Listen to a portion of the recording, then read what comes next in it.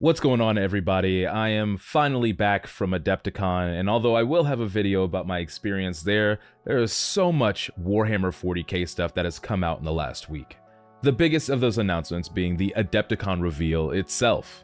But even outside of that, we still have Heresy Thursday stuff to cover, there's a new update for Darktide, there's a lot to talk about.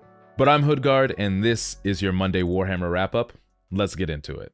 The Emperor's light is my torch! Death to the enemy! We shall be the end of you! Feel the might of the Renaissance!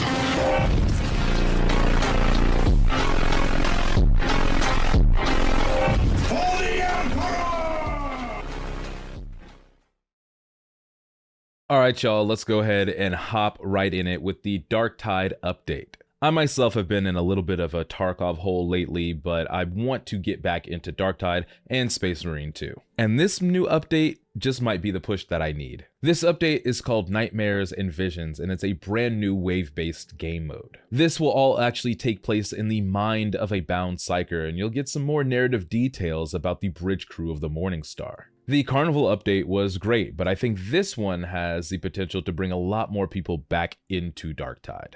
Alongside the new game mode, there's also going to be updates to the game itself and a total rework of the Ogryn skill tree. This update is available now, so if you've been wondering whether to get back into Darktide or not recently, now is your time. Now, even though Adepticon happened this week, that does not mean that there wouldn't be a Heresy Thursday. This week's Heresy Thursday features more knights for Legions Imperialis. First are the Knights Atrapos, which are a type of Cerastus pattern knight. They're a good bit taller than their cousins, the Knights Megara, and they come with devastating Graviton Singularity cannons. But if you're looking for some beefier boys who approach the scale of the Titans of Legions Imperialis, then look no further than the Acastus Knights Asterius. They might be a little slower than the Knights Atrapos, but they come with dual-wielded, highly destructive conversion beam cannons. When I talk about knights from Legions Imperialis, I will always suggest to people who might be a little scared to paint a full knight that these are great practice models. The kits, of course, are still expensive, but not nearly as much as a full knight, and you don't have to paint as much. Now, no word yet on when these will be up for pre-order, but it should be within the next month or so. Alright, let's get into the meat of today's video with the Adepticon Reveal. It was surreal being at one of these reveals, but if you weren't there or you missed it online, this is your recap. Now, this reveal wasn't Warhammer 40k exclusive. There were some stuff from Old World that was really good, and also from Age of Sigmar. And if you want to go see those, make sure you head to the Warhammer community site, because I'm just going to be covering the 40k stuff here. So this is supposedly the Year of Chaos. We have the Emperor's Children release and Fulgrim coming back, but the rest of the Chaos factions have not gotten their update in 10th edition. But although it's supposed to be this big year for the Ruinous Powers, there were not that many new models released for them. Starting off really strong, though, were the Sekitar robots of the Thousand Suns. These are new mechanical constructs that are piloted by Thousand Sun sorcerers. And they're that kind of perfect mix of the arcane and the mechanical. They're inscribed with these ancient runes and symbols while having a rocket launcher on their back. But that was the only new Thousand Suns model, and it'll probably be released alongside the limited and regular editions of the 10th edition codex. And the same thing was done for the World Eaters. Their new model is called the Slaughterbound, and it's an exalted 8-bound champion.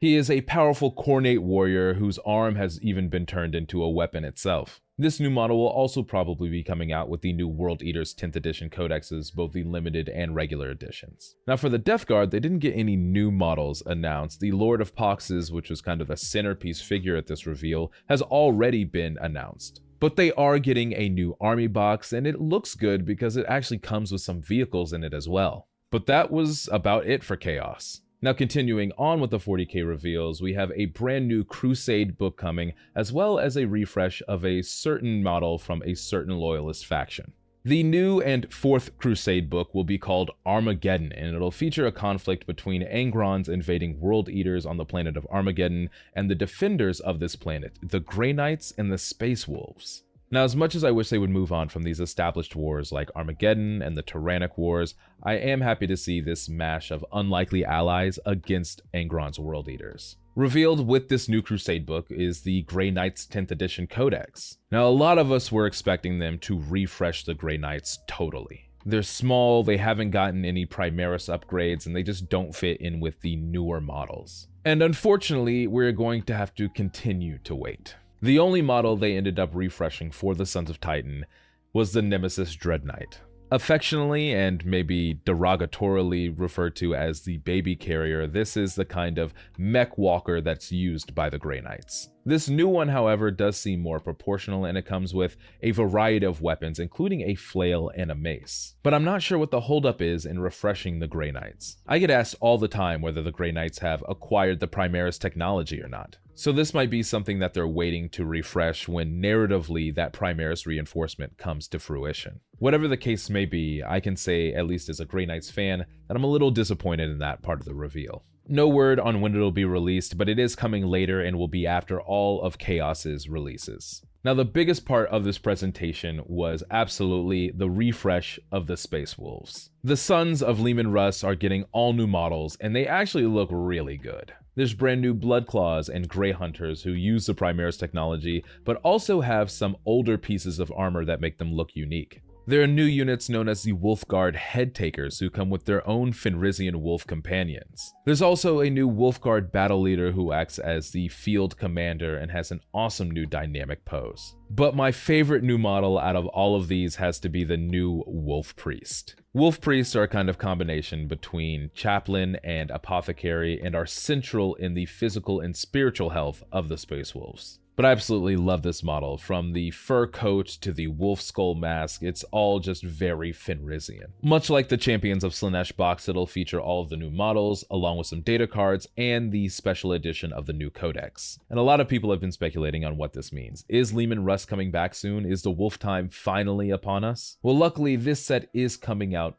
relatively soon, as it's being released alongside all the other Chaos stuff. Now, the last thing to talk about concerning this reveal is the roadmap and a silhouette that they gave us at the very end of the presentation. According to the roadmap, after all the Chaos and Space Wolf releases will be the Chaos and Imperial Knights, as well as the Black Templars. And then on the horizon, they gave us 3 images. One is very obviously a Salamander's aggressor. The other is a very obvious chest shield for the Imperial Fist. Now, the third image has some armor plating and a tube and a wrist gauntlet, and I think it might be the new Leagues of Votann for 10th edition. At least as a fan of them, that's what I'm hoping. Now, after they showed the rest of this roadmap, they gave us this silhouette. Now, obviously the silhouette is some type of Space Marine, but the community quickly figured out that it's actually a Raven Guard. And it comes from a very classic piece of Raven Guard artwork. But I think this is all good news. The Raven Guard, Imperial Fist, and Salamanders do not get as much shine as they probably should, being first founding chapters. But we'll just have to wait and see what the refreshes for them will look like in the future.